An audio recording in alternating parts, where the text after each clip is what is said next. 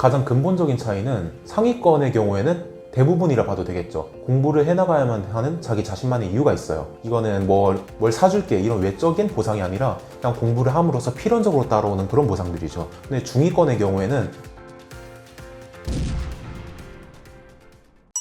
서울대 가기 위해 스마트폰 관리 어떻게 하셨나요?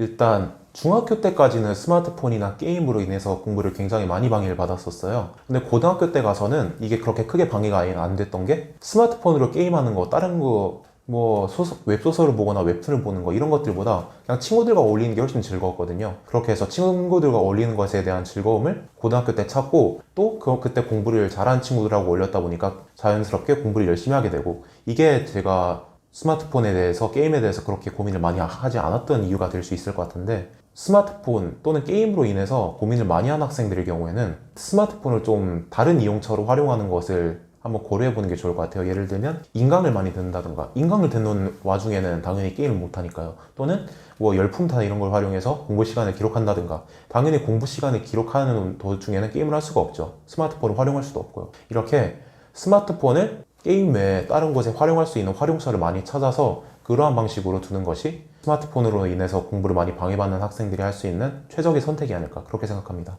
저 같은 경우에는 그 열품타 이걸 많이 활용했던 것 같은데, 근데 친구들하고 또 같이 방을 개설해서 친구들이 몇 시간 공부했는지를 확인할 수가 있어요. 저 같은 경우에는 사람들하고 어울리는 걸 굉장히 좋아하는 타입이었기 때문에 친구들하고 방을 개설하고 거기서 몇 시간 공부했는지 그런 걸 확인하고, 그 공부 시간을 기록함에 있어서는 당연히 스마트폰으로 다른 활동을 하는 것이 안 됐었죠.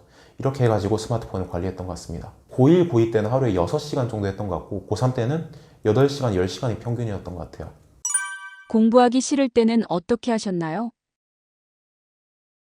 이게 공부를 왜 하기 싫은 건지 한번 이유를 판단해 봤었어요. 저한테 맞지 않는 공부법으로 공부를 할 때도 공부를 하기 특히 싫어질 수 있고, 아니면은 완전 번아웃이 왔을 때, 그럴 때도 공부하기 싫어질 수가 있는데, 일단 공부하기 싫을 때 저는 내가 지금 공부를 하기 싫은 게 내가 완전 지쳤기 때문인지 아니면은 나한테 맞지 않는 공부법으로 공부를 하고 있기 때문인지 이걸 판단해 봤었어요. 그런데 만약에 내가 진짜 지쳤으면은 공부뿐만 아니라 다른 것들을 하는 데 있어서도 그렇게 의욕이 크게 나지 않아야 되거든요. 그렇게 해서 그게 해당된다면 나는 완전 번아웃이 온 것이니까 좀만 쉬었다 하자, 이런 식으로 판단을 했고, 그게 아니라면 지금 내가 하고 있는 공부법이 나한테 맞지 않은 거구나 판단하고 새로운 공부법을 찾아봤던 것 같아요.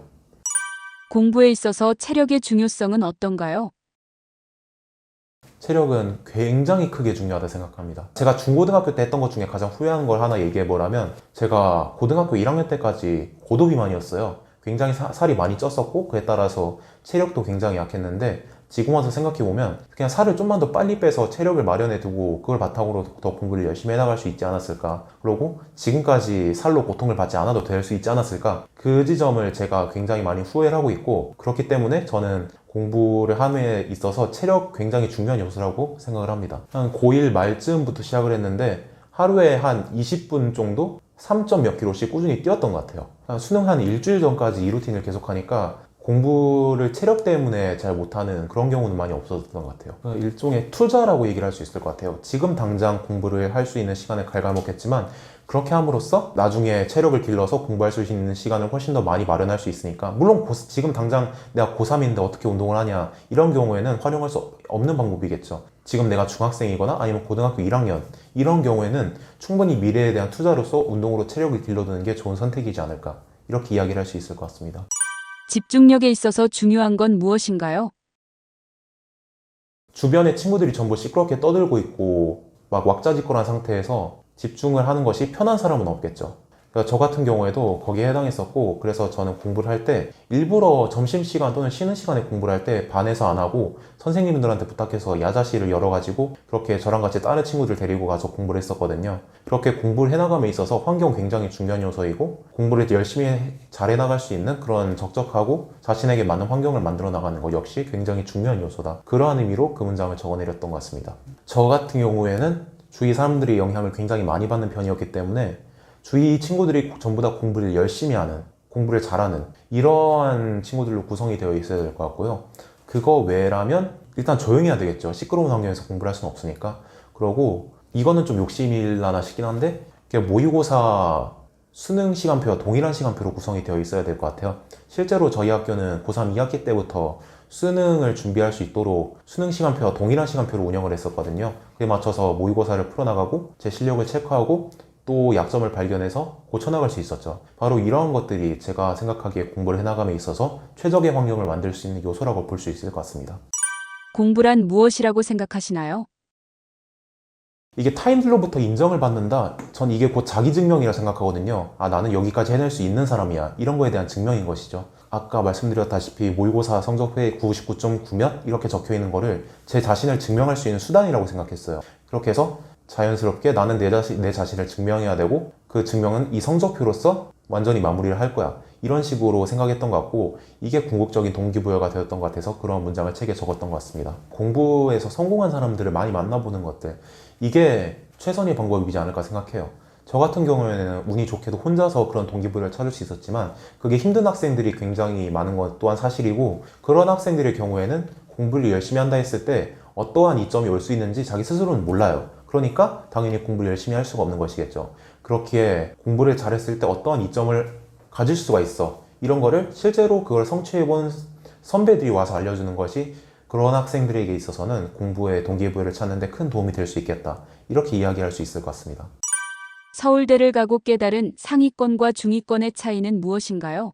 가장 근본적인 차이는 상위권의 경우에는 대부분이라 봐도 되겠죠. 공부를 해나가야만 하는 자기 자신만의 이유가 있어요. 이거는 뭘 사줄게 이런 외적인 보상이 아니라 그냥 공부를 함으로써 필연적으로 따라오는 그런 보상들이죠. 근데 중위권의 경우에는 그런 공부를 해야 되는 자신만의 이유를 찾지 못한 경우가 굉장히 많아서 저는 그 공부를 해야 되는 자신만의 이유를 찾았느냐 또는 찾지 못했느냐 이게 가장 근본적인 차이라고 이야기를 할 수 있을 것 같아요.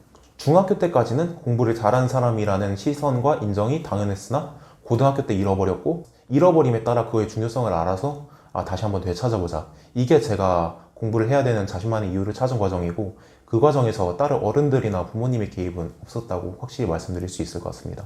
저 같은 경우에는 공부로 성공한 사람들을 많이 만나보게끔 할 것 같아요. 그게 과외가 가질 수 있는 하나의 이점이 될 수도 있겠고 아니면은 좀 학교 외적에서 많은 멘토링 프로그램에 참가하게 하는 것 이런 다양한 방법이 있을 수 있겠죠. 저라면 그런 다양한 방법들을 활용해서 공부를 해나가야만 하는 자신만의 이유를 찾게끔 미리 다양한 이유들을 알려주는 그런 식으로 대응을 할 것 같아요. 교과서로만 공부했다는 말의 진짜 의미는 무엇인가요? 교과서를 활용해서 공부했다. 이거는 100% 맞는 말입니다. 모든 공부의 기본은 교과서가 될 수밖에 없어요. 그런데 교과서만 활용해서 공부했다? 저는 이거는 잘 모르겠는 게 교과서는 피라미드에 있어서 가장 아래층이 되는 부분은 맞아요. 그러니까 필연적으로 마련이 돼야 되는 부분이죠. 그런데 아래층만 지어진다고 피라미드가 완성되는 건 아니잖아요. 그 위에 쌓고 또 쌓아가는 것들이 필요하죠. 그렇게 해서 물론 교과서 공부 중요해요. 교과서에 나와 있는 내용들은 기본을 알고 가야 됩니다. 그런데 여기서 기본이라는 말은 그게 결코 심화가 될 수는 없다는 얘기가 되겠죠. 그렇게 해서 교과서로 기본을 쌓아 올린 다음에 또 다른 교재들을 활용해서 심화적인 학습을 해나가는 것 또한 필연적으로 요구가 되지 않을까. 이 정도 이야기를 할 수 있을 것 같습니다. 부모의 경제력 차이가 성적에 영향을 미칠까요? 근데 이게 저는 참 슬픈 얘기이긴 한데 어느 정도 사실인 거는 분명히 맞아요. 사실인 건 분명히 맞는데 그럼에도 불구하고 한 사람의 인생을 결정하는 여러 요소들 중에서는 학벌이 가장 공정한 영역에 위치하고 있다고 생각해요. 일단 제가 학벌을 성취한 뒤에도 다른 친구들에 비해서 선천적으로 뭔가가 부족해서 이런 어떤 것들을 따로 채워볼 거야. 이런 식으로 굉장히 많은 것들을 시도해봤는데 그렇게 해서 제가 얻은 결론은 그냥 운동 열심히 하자 말고는 없었거든요. 다양한 것들을 시도해보려 했는데 결국 전부 다 실패를 하고 그 실패의 원인은 타고난 거 외모가 됐던 아니면 뭐 재력이 됐던 그런 걸로 인해서 실패를 할 수밖에 없다. 그런 결론을 얻게 되었고 그에 따라서 제가 가지게 된 생각이 그래도 학벌 또한 그런 선천적인 요인이 많이 작용하는 건 사실이나 다른 것들에 비하면 되게 적게 작용하는 편이구나. 그런 생각을 하게 되었고 그래서 가장 적게 작용하는 요인인 학벌만이라도 가져가는 게 좋지 않을까 이런 식으로 제 생각을 확립하게 되었던 그런 경험이 있습니다. 서울대 들어갔지만 학창시절에 후회하시는 게 있나요? 가장 후회되는 게 고등학교 1학년 때까지 완전 고도비만으로 살면서 체력 관리를 못한 거 이거라 생각하는데 이거는 물론 체력 관리를 못해서 공부를 못한 거 이것도 한 요인이 될 수 있겠지만 이것보다 더 후회가 되는 점은 청소년 비만이 성인 비만이 되면 쉽게 살 못 뺀다 이런 얘기가 있잖아요. 제가 딱 거기에 해당하는 케이스거든요. 신체 성장이 중3 때 끝나버려서 그때 비만이었던 게 성인 비만으로 가버린 거예요. 그래서 저는 지금도 하루에 2시간씩 운동을 하지 않으면 살이 확 쪄버리는 그런 운명을 가지고 살고 있어서 그 지점이 바로 가장 크게 후회가 되는 것이라고 볼 수 있을 것 같습니다. 다시 고1로 돌아가도 서울대 입학 가능할까요? 완전히 동일한 환경을 거친다 하면 서울대에는 들어갈 자신이 있을 것 같아요. 그런데 서울대를 단순히 들어가는 거 외에 제가 수능에서 얻어본 것과 비슷하거나 더 높은 성과를 얻게 될 수 있느냐? 그거는 잘 모르겠어요. 수능이라는 시험은 어쩔 수 없이 운도 많이 작용하는 시험이라 생각하는데 저는 제가 치렀던 수능에서는 운이 많이 떨어졌다라고 보거든요. 단순히 서울대 입학은 그래도 다시 한번 해볼 만하다 이 정도를 생각하는데 그런 별개로 수능에서 상위 0.03%를 맞는다? 이거는 다시 한번 실현하기는 확답을 할 수 없지 않을까 이렇게 생각합니다. 서울대를 갈 수 있었던 공부법은 무엇인가요? 제 공부법은 생각의 전환 이거라고 표현할 수 있을 것 같은 게 적어도 일단 국어에 있어서는 많은 학생들은 그냥 지문을 읽고 풀고 넘기고 그게 제대로 된 공부 방법이라 생각하는데 저 같은 경우에는 지문에 나와 있는 내용들을 재진술해서 다른 친구들에게 설명을 해주는 것 이런 방식을 활용했었어요.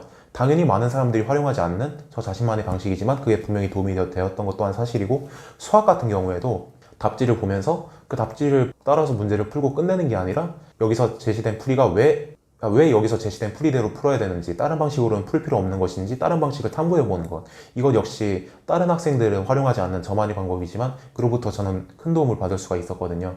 그렇게 해서 많은 사람들이 활용하는 공부법 대신 자기 자신에게 저에게 맞는 공부법을 찾아가지고 그렇게 해서 성적을 끌어올린 것 이것이 제가 학창시절 해나갔던 공부 경험의 총체라고 이야기를 할 수 있을 것 같아서 제가 했던 공부를 한 단어로 요약한다면 생각의 전환이라고 할 수 있을 것 같습니다. 자녀를 서울대 보내고 싶다면 무엇을 먼저 해야 할까요? 일단 자기 자녀의 성향을 잘 파악해라. 이 얘기를 해주고 싶어요. 주변에 많이 휘둘리는 성향인지 아니면 주변이 어떻게 되든 간에 상관없이 자기 자신만의 길을 갈 수 있는 성향인지 암기를 잘하는 성향인지 아니면 이해와 적용을 잘하는 성향인지 이러한 자기 자녀의 성향을 파악하는 것 이거로부터 고등학교를 어디 선택할지부터 수시로 갈지 정시로 갈지 이러한 중요한 선택들의 갈림길이 전부 다 결정이 되어지고 그러한 선택을 옳게 내리는 것이 서울대를 갈 수 있는 확률을 높일 수 있는 전략이 되기 때문에 저는 하나 이야기를 하라면 자기 자녀의 성향을 잘 파악하는 것이 중요하다. 이야기를 할 것 같습니다. 구독자분들에게 해주고 싶은 말씀이 있으신가요? 그러니까 공부라는 거는 결국엔 고통의 연속이에요. 아무리 뭐 공부가 즐거웠어요, 아니면 뭐 공부가 재밌었어요, 이런 얘기를 하는 사람들이 있다 하더라도 그거는 어디까지나 자신에게 맞는 공부법을 찾아가지고 상대적으로 덜 힘들었고 상대적으로 덜 고통스러웠다 이걸 얘기하는 것이지 공부라는 작업 자체가 아예 고통이 0으로 다가갈 수는 없거든요. 그래서 중요한 거는 그 고통을 견뎌나갈 수 있는 일련의 이유를 찾는 것 다시 말해서 자신만의 공부를 해나가야 되는 이유를 찾는 것 이것이라 할 수 있겠고 또 그 이유를 찾게 된 다음에는 자신에게 맞는 공부법을 찾는 것 그 고통을 가장 줄일 수 있는 그런 방책을 찾는 것 라고 이야기를 할 수 있겠습니다. 그래서 딱 두 가지만 기억해 주셨으면 좋겠어요.